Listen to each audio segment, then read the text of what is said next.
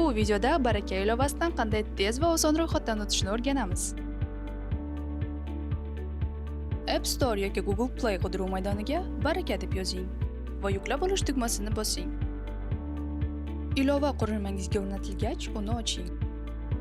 Ro'yxatdan o'tish uchun pasportingiz seriyasi va raqamini yoki 14 xonali JSH raqamini kiriting.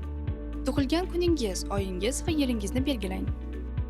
Amaldagi telefon raqamingizni to'liq formatda kiriting. Pastdagi ommaviy oferta ketakchasiga belgi qo'ying va keyingi tugmasini bosing. IXMA tomonidan telefon raqamingizga yuborilgan SMS tasdiqlash kodini kiriting. Yuzingizni belgilangan maydon ichiga tushiring. Maydon yashil bo'lganda shaxsingiz tasdiqlanadi.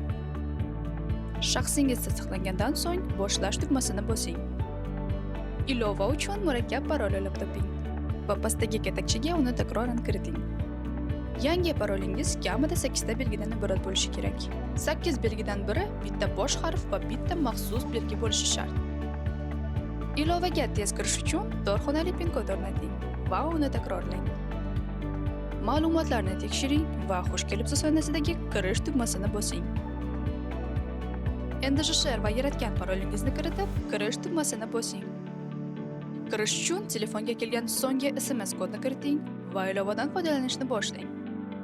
Tabriklaymiz, siz Baraka ilovasidan muvaffaqiyatli ro'yxatdan o'tdingiz va endi undan to'liq foydalanishingiz mumkin.